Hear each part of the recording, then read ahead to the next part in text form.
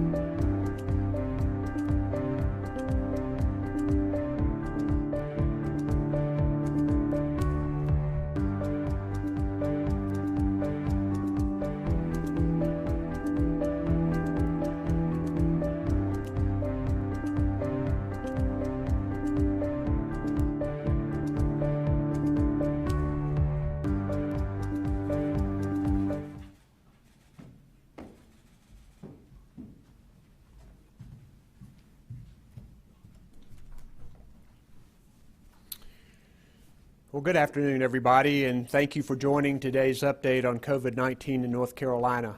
As of today, we have had 404,032 cases, 4,670 new cases reported since yesterday, 2,373 people in the hospital, a new record high, and sadly, 5,605 people who've died. We continue to mourn with those who've lost loved ones. I know this can be especially hard during the holiday season.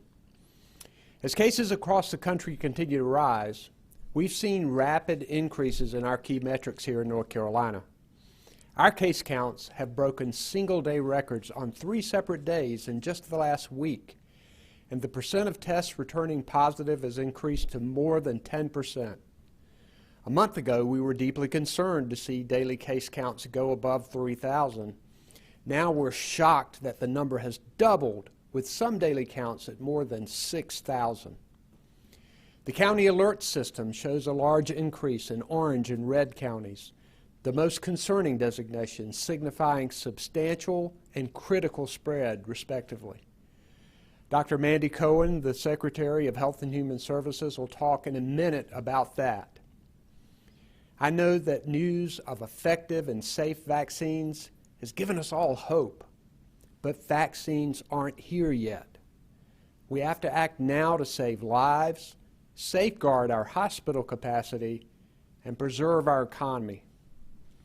Today, the state will announce additional action to combat COVID-19.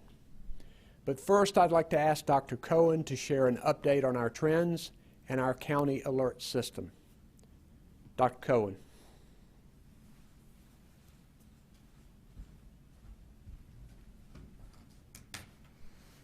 Thank you, Governor. I'm going to jump right into the data. As a reminder, we look at a combination of trend metrics, COVID-like syndromic cases, new cases, positive tests as a percentage of the total tests, and hospitalizations. On our first graph, we look at people who've come into the emergency department with COVID-like symptoms.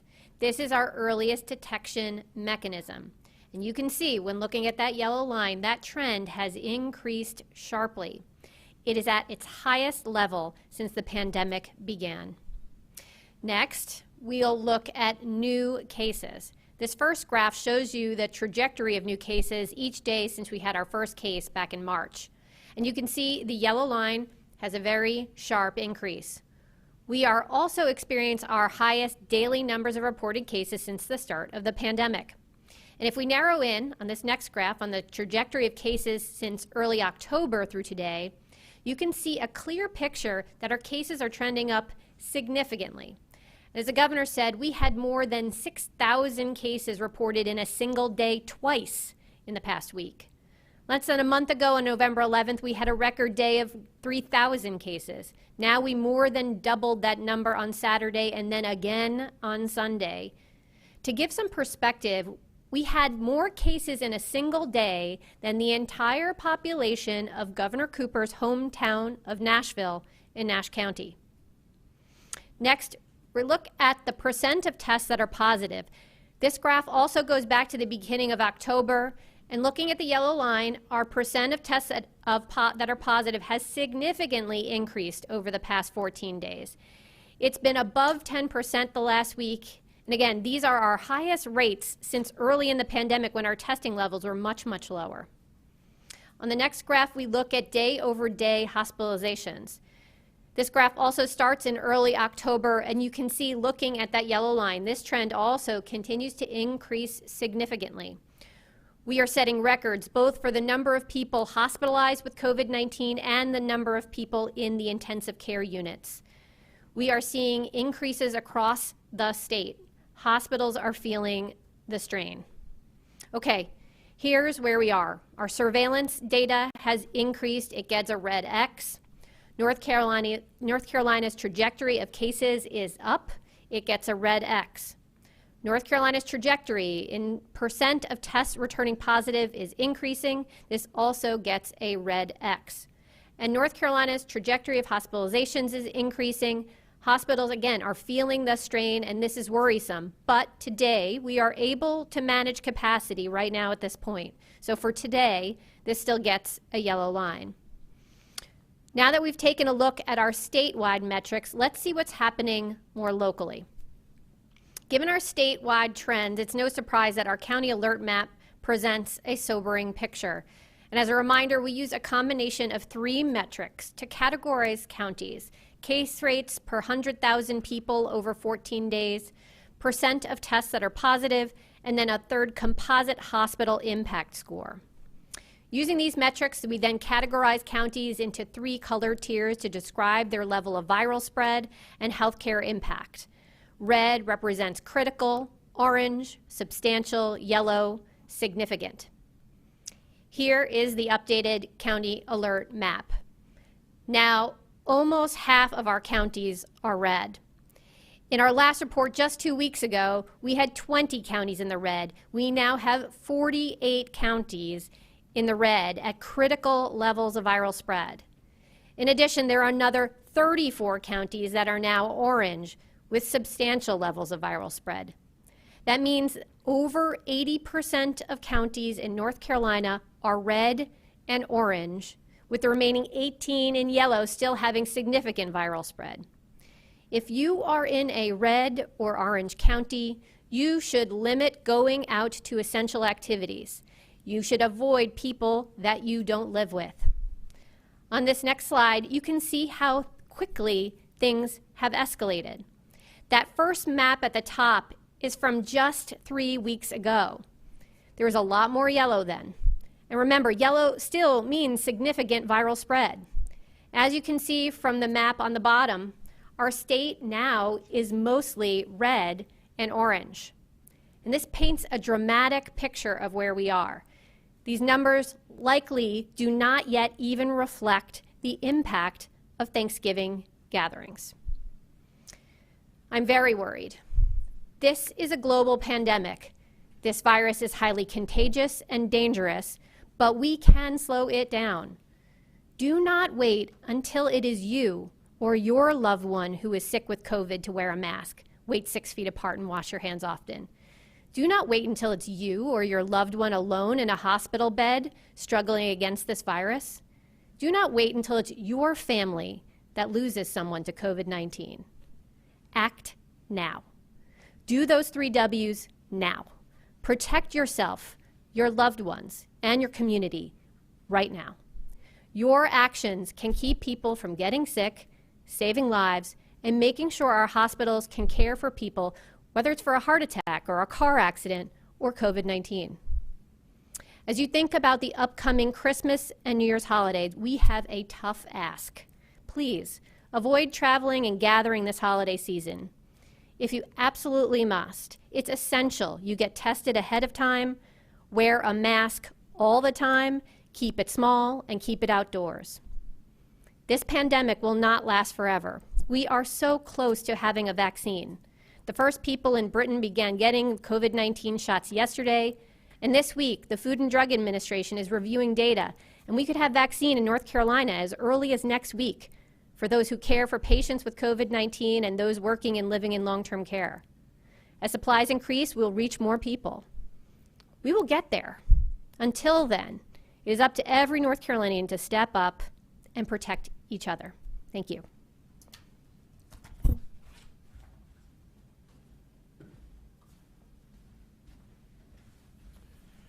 Thanks so much, Dr. Cohen. As you can see, North Carolina's trends are alarming. As Dr. Cohen said, more than 80% of our counties are in the orange and red categories. The virus is upon us with a rapid viciousness like we haven't seen before. Even though we're all frustrated and weary of the fight, it's more important than ever to take this virus seriously. So today I'm announcing new action to slow the spread. Effective Friday, December the 11th, North Carolina will enter into a modified stay-at-home order. This order will require people to stay at home between the hours of 10 p.m. and 5 a.m. It means just what it says. People are to stay at home between those hours. Businesses, including restaurants, bars, entertainment venues, personal care businesses, and most retail stores and more, will be required to close by 10 p.m. In addition, all on-site alcohol consumption sales must end by 9 p.m. We already have strong safety protocols and capacity limitations in place, including a statewide mask mandate. With this additional action beginning Friday, we hope to get these numbers down. Our new modified stay-at-home order aims to limit gatherings and get people home where they are safer, especially during the holidays. It's also a reminder that we must be vigilant the rest of the day, wearing a face mask when we're with people we don't live with, keeping a safe distance from others, and washing our hands a lot. And let me be clear, we will do more if our trends do not improve. That means additional actions involving indoor restaurant dining, entertainment facilities, or shopping and retail capacity. None of us wants that. And in fact, all of these small businesses need substantially more federal help. And Congress and the President need to do that now. However, our top priority is and must be saving lives and keeping our healthcare system from being overwhelmed. For some people, saving lives is more than just an idea. It's their life's work. I want to take a moment to thank our frontline healthcare workers, the doctors, nurses, specialists, aides, technicians, custodians, and more who are making tremendous sacrifices right now to treat our growing number of COVID patients. Despite excruciating physical and emotional stress, they keep going to work to care for those who need it. Let's all show that we really care for these heroes by doing our part so we can reduce their burden. When this pandemic came to North Carolina in March, I know many people didn't expect to be living this way in December. This year has been tiring and frustrating and painful. With the holidays here, many of us feel it more deeply. But the stakes are dire. This is truly a matter of life and death. We've lost more than 280,000 Americans in this pandemic. And while promising vaccines are so close, They can't help us yet.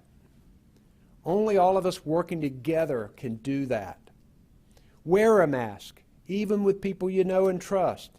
It helps protect your loved ones and you. Make your gathering smaller. Move it outside, or better yet, move it online. Stay home when you can, and under this order, be sure you do so by 10 p.m. North Carolinians are strong and resilient. And more than that, we look out for each other, especially when tough times demand it. Dig deep and keep tapping into that North Carolina spirit to keep each other safe. If we do that, I know that we'll get through this and be stronger on the other side. Also with me today is Department of Emergency Management Chief of Staff Will Ray, Commissioner of Prisons Todd Ishii, and our Secretary of the Department of Public Safety Eric Hooks. Lee Williamson and Brian Tipton are our sign language interpreters. And behind the scenes, Jasmine Mativier and Ron Vasquez are our Spanish language interpreters. We'll now take questions from the media, and if you can identify yourself and your organization, we would appreciate it. We'll take the first question. Our first question is from Aaron Thomas with WRAL. Hi, Governor Cooper. This is Aaron Thomas with WRAL. Hope all is well. I had a question particularly about the countdown to the COVID vaccine. This question is kind of twofold. One, are North Carolinians advised to take it? And also, what's being done to dispel the the mistrust, rather, of vaccinations, particularly with Black and brown communities? We are encouraging people to take this vaccine when it is their turn. Experts from around the world are examining this data carefully to make sure that these vaccines are safe and effective. The preliminary data shows that they are. People may have some concerns about it, but the risk of getting COVID and what might happen after that is so much greater. Vaccines have done so much to protect people from many different diseases. And COVID is another one that we look forward to getting out in the population and getting it to people as quickly as possible. Dr. Cohen, would you like to add anything? Okay. Next question, please. Our next question is from Allison Smith with Fox 8. Hi, Governor. Surrounding, basically, state has asked local enforcement to ramp up or handle people not following the restrictions that are in place. I know in the city of Greensboro, they've discussed fines, they've discussed closures, but they have said that they want compliance. They don't want to have to do closures, but we have heard from people, we have seen pictures of people clearly not complying. So I guess as we see these hospitalizations go up, as we see the cases up, when is enough enough, and when do we really crack down and say if you are not following along and not doing what you're supposed to, there are going to be repercussions? Well, first, a lot of people are complying with these orders and are acting responsibly. You always have those who do not, and some of those do it flagrantly. We are encouraging local governments to use their personnel and to pass ordinances that would allow for fines and other restrictions if businesses and people continue to disobey the rules. It's so important for us to come together on this. We aren't putting these orders out there in order to get anybody in trouble. We're putting them out there to save lives. And people need to realize that these things are scientifically proven to help slow the spread of the virus, and we need to get it done. We're looking forward to continuing to work with our local partners. Our Department of Health and Human Services has stepped up to take action. Our ABC boards and law enforcement have stepped up to take action, and we need to continue to do that to make sure that people comply. Next question, please. Our next question is from Laura Lee with Carolina Public Press. Good afternoon, Governor. It's Laura Lee from Carolina Public Press. As it pertains to the vaccine, we saw a report yesterday of 11 hospitals that would initially receive the doses of vaccine. And I'm wondering how and when other healthcare providers, particularly those in rural areas, will receive the vaccine. And also, there have been reports of shortages. The White House has disputed those reports, but there have been reports of shortages, and I'm wondering if you anticipate that North Carolina will be affected by that reported shortage. We have worked very hard to put what I believe will be an effective vaccine distribution plan in place, and people are going to be working hard to get the vaccines to people in order of the prioritization as quickly as possible. But I'll let Dr. Cohen address those other issues in the question.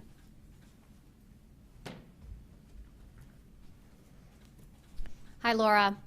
As far as the 11 hospitals, we do have 11 sites that are going to be our early ship sites. Those were 11 sites that had the capacity to do the kind of storage with ultra cold freezers that we needed for the initial Pfizer vaccine. So we had 11 sites that are going to get shipped that vaccine and then hold it until the FDA authorizes it and the CDC's advisory committee gives us the okay.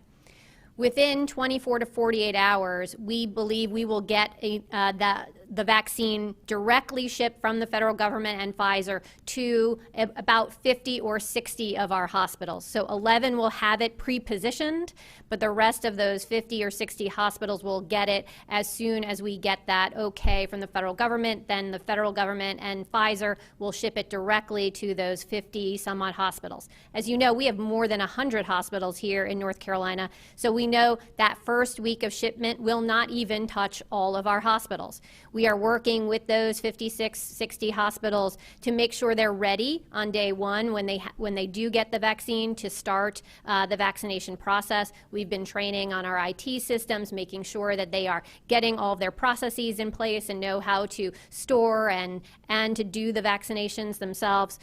So we are getting ready and planning, but the supplies are limited at first, and so we are going to work with the allocations that the federal government gives us.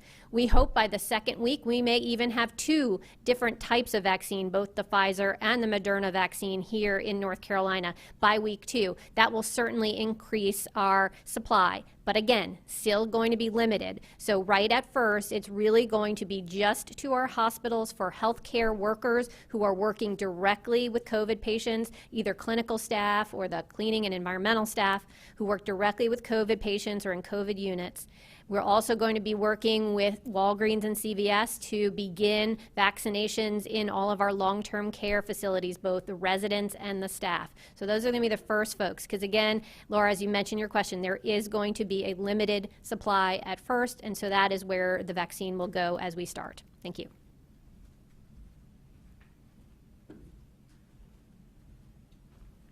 Next question, please. We have a follow-up, Laura Lee, Carolina Public Press. Thank you for that. I'm just wondering, we've seen in other states freezer use and storage facilities at institutions outside of hospitals. So for example, Smithfield. And we've seen in North Carolina freezer space used at universities. I'm just wondering if there is the possibility or maybe even the plan of using freezer space in non-hospital settings to keep these vaccines cold. Laura, thanks for that question. So the company Pfizer that has manufactured this vaccine has also created the ability for us to have dry ice in order to keep those vaccines at the proper storage temperature.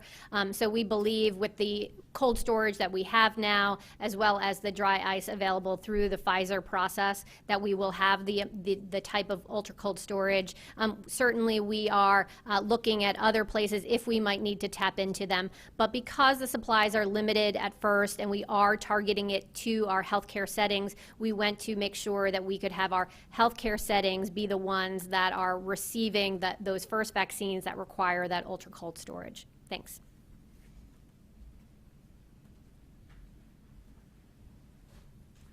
Next question, please.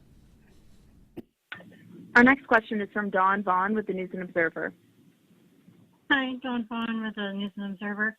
I want to ask about the time frame of the curfew from 10 to 7. Is there I mean, what happens in that time period that leads to viral spread? Is it more about alcohol consumption as a factor in those businesses? And then with this order, reading it through really quickly, it goes until January 8th, which I guess is 4 weeks.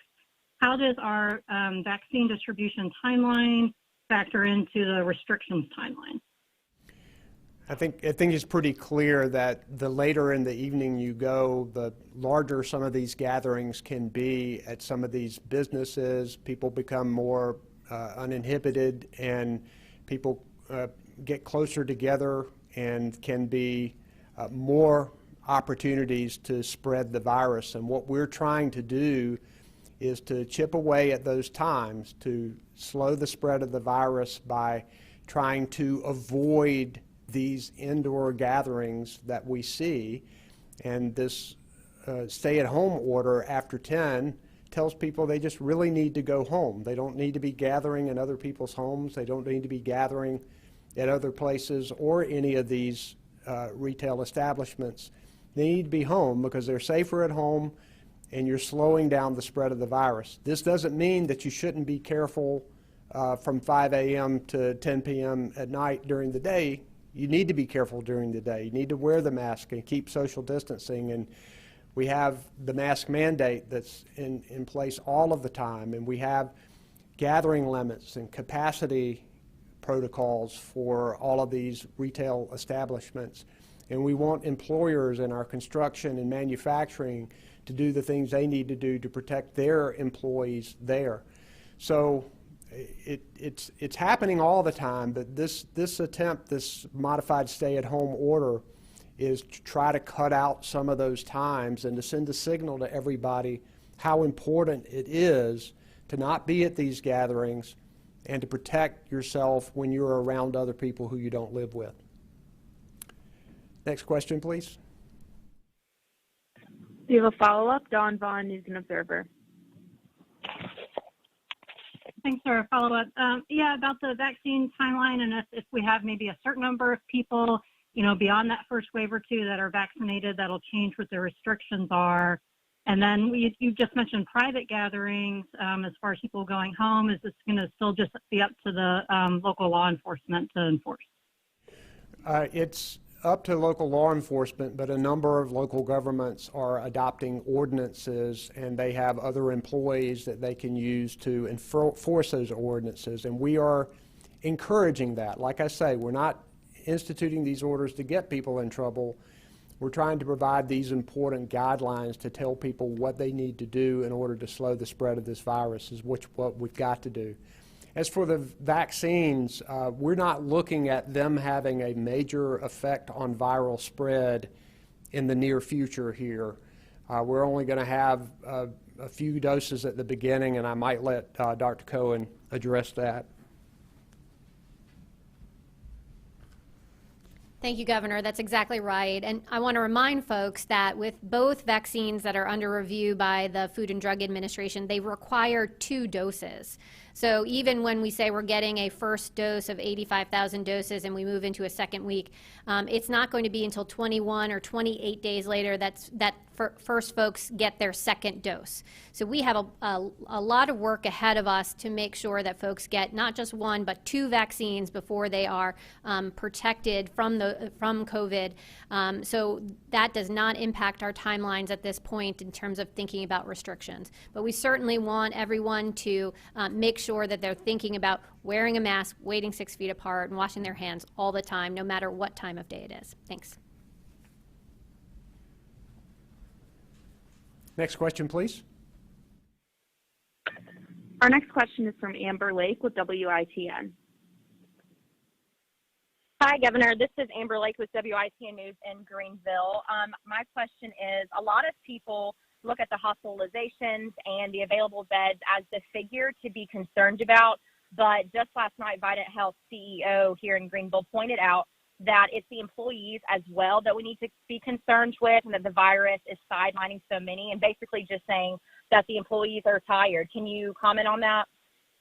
It's one of the reasons I wanted to lift up healthcare workers in my comments today, because many of them are tired and frustrated because they are on the front line, and when they see people who would violate the rules and who don't seem to care about this virus being transmitted from one person to the other, that frustrates them as well. So I'm encouraging everybody for us to pull together, not only to slow the spread of this virus, but to help out the healthcare workers who are on the front line. And when you talk about bed capacity, it is just as much, if not more, making sure that hospitals have the personnel to take care of the people. They may have additional bed capacity that they may not be able to put patients there because they may not have enough workers available to do it.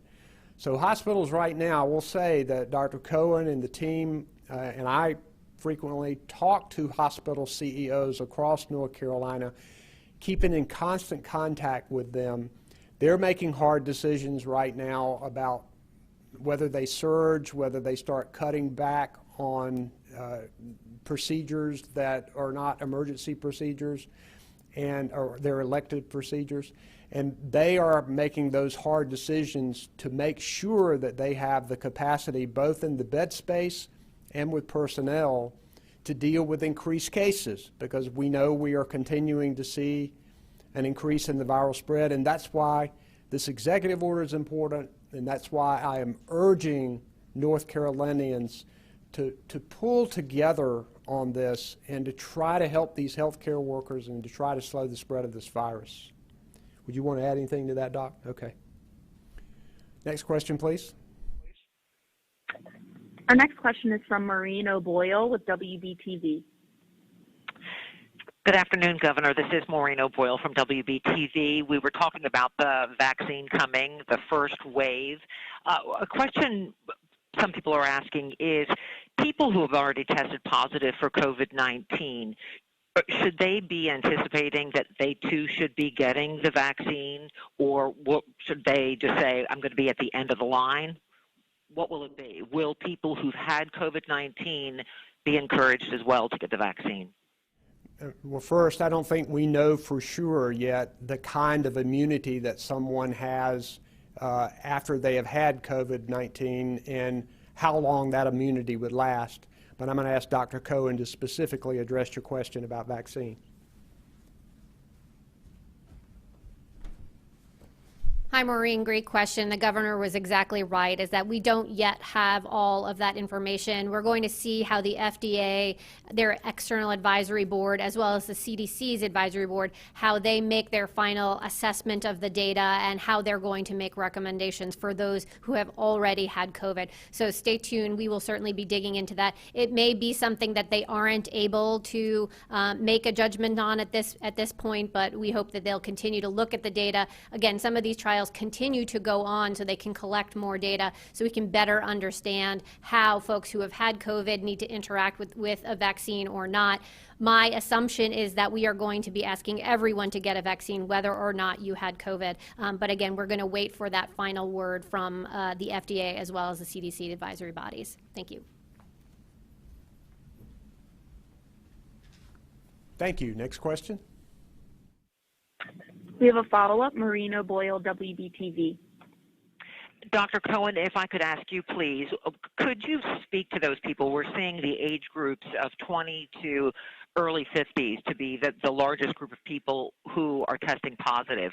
Can you speak to those people specifically about their role in being in places where we are seeing community spread? What do you want to say directly to those people out there who don't seem to be following social distancing, gathering capacity numbers, and they are being a part of this community spread?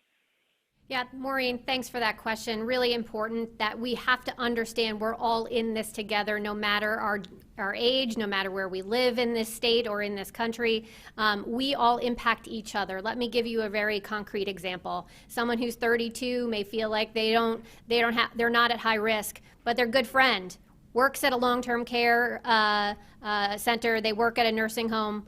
and they're gathering together, and then maybe they don't feel like they have a risk, but then they've passed it on to their friend who also feels well, goes into work, and unfortunately spreads that virus to some of our most medically frail in a nursing home. Right, that's how this virus works, right? You can spread it when you don't know you have it, and even if you are at lower risk for severe disease, you can give it to someone who then comes into contact with someone who who could have severe disease. So unfortunately, this virus doesn't show its head when we need it to. You can spread this virus when you don't know you have it, which is exactly why we talk about masks, masks, masks. Masks prevent you from spreading the virus to others who can give it to then again, anyone they come into contact with who could unfortunately get sick and die. And what we're seeing in our numbers that we've shared over and over today is that more and more people are going into the hospital. They're going to the hospital very ill, and unfortunately, because we are trying to keep this virus level low, they're alone in those hospital beds. Our frontline healthcare workers are with them day in and day out caring for these folks, and that's who we're doing this for, to make sure it's not your loved one alone in a hospital bed. We need to act right now. Thanks.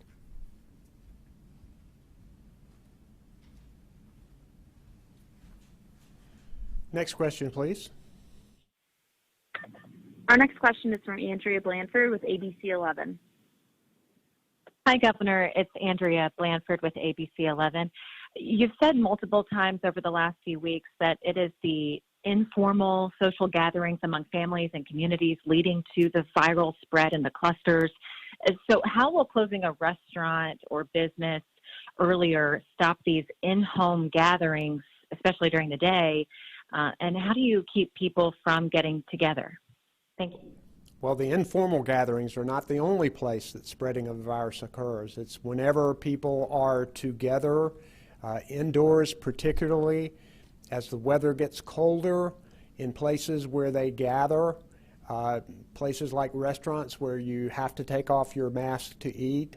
Those are places where the virus can be spread. One of the reasons why we are entering this modified stay-at-home order is because we don't want people to go over and visit or gather together outside of their homes or in another person's home during this time, because we are seeing more viral spread. And this is just sending a message to the people of North Carolina that we have to be more careful. We have to do more to help those frontline healthcare workers to prevent more people from dying alone in a hospital bed in order to be able to slow the spread of this virus. Next question, please. Our next question is from Michael Hyland with CBS 17. Hi, Governor. This is Michael Hyland from CBS 17. I want to ask regarding the curfew. In other states that have tried this already, is there any clear evidence to show that this is indeed effective? And might this have the unintended impact of driving people into homes when other places will be closed? We've seen this work in Massachusetts and Ohio with some success. It's hard to measure at this point because we're right in the middle of all of this, and a lot of other factors are coming into play. But whenever you reduce the times that people are together indoors, you are making a difference. And I think, a lot of people want to do the right thing. I think most North Carolinians want to do the right thing. And if we're saying it's really important for you to be home after 10 and you not to be gathering in other places, I think a lot of North Carolinians will do that. And it's one of the reasons we wanted to get this out there today. We have other things that we can do. We have more tools that we can use to fight the spread of this virus. But we think right now, if we do this and people abide by it, then it'll make a positive difference. Next question, please. We have a follow-up, Michael Hyland, CBS 17.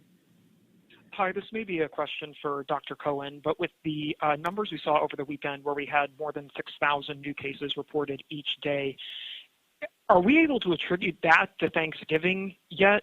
Or if we're seeing numbers at that point, you're saying we're still not seeing the full impact of gatherings from Thanksgiving. How much higher are you anticipating the cases going in the next week or two?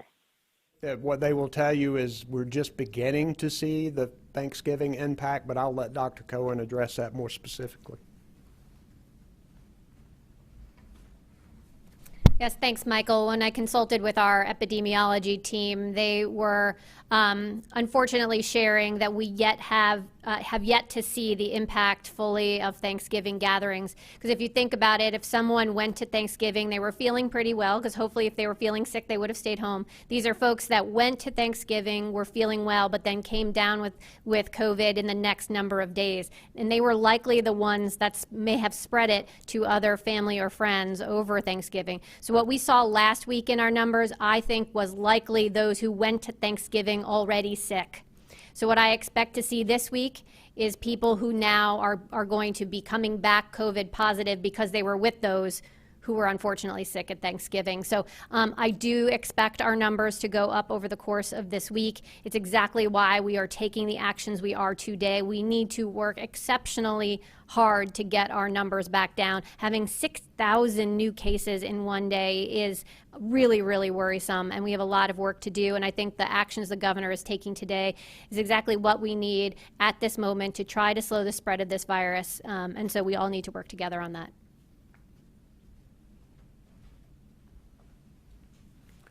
Next question, please.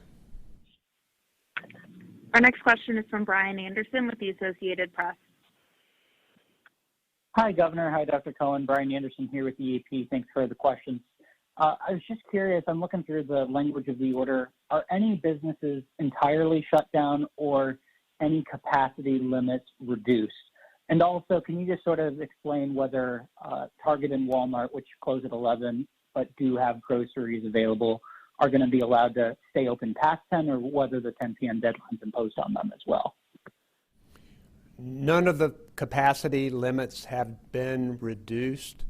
Most retail establishments will have to close at 10 unless you are selling groceries, food, pharmacy, or fuel. There is moving back of the time for alcohol sales. Last on-site consumption alcohol sales have to be at 9 p.m. and no other businesses. This does not affect construction and manufacturing. If they happen to have a third shift, people can still go to and from work during this period of time. Next question, please. Our next question is from Alex Shabab with WCNC. Hi, Governor and Dr. Cohen. There were some positive developments with the Pfizer vaccine today about its efficacy and safety. And I'm just curious if you, Governor, and you, Health Secretary Cohen, have any plans to take the vaccine, and if so, when? I plan to roll up my sleeve and take this vaccine as soon as it is my turn. You can go to the DHHS website and see the plan. We're doing frontline healthcare workers first, and then long-term care facilities, and then people with 2 or more chronic conditions. There is a schematic of how we're doing it, but I encourage people to do it, and as soon as it's my turn, I will roll up my sleeve and do it, and I know that Dr. Cohen will as well. Next question, please. Our final question today is from Will Michaels with WUNC. Hi, Governor. Will Michaels at WUNC. You touched on this a bit, but I wanted to talk about a report out today from researchers at Duke and UNC saying that while there are regional differences, that as a state, hospitals are about 6 weeks away from being at capacity if the current trends continue. Hospitals have said they're ready to take action if necessary, like limiting elective procedures, but at the state level, what red flags are you looking for? And at what point would you implement stricter measures to prevent hospitals from reaching capacity? I appreciate that, and we're grateful for this report from Duke and UNC, and we've been getting information from this group all along, very early in the pandemic and now lately. And so I have looked at that. Dr. Cohen and the team has looked at that. One of the reasons why we are taking action today, because we know that hospital capacity is threatened here, and we can do things to prevent that. The study I think showed what would happen if we aren't doing anything else, and so we are doing that something else today to try to affect this trajectory. I think it's really important for us to continue to work with our hospitals so that they can have the beds that are necessary, the ICU beds, the ventilators, and the staff to do the job. Next question, please. Okay, thanks. We appreciate all of you being with us today. This order takes effect Friday. Please do everything you can to keep you and your family and your friends and others you in contact with safe. Thank you.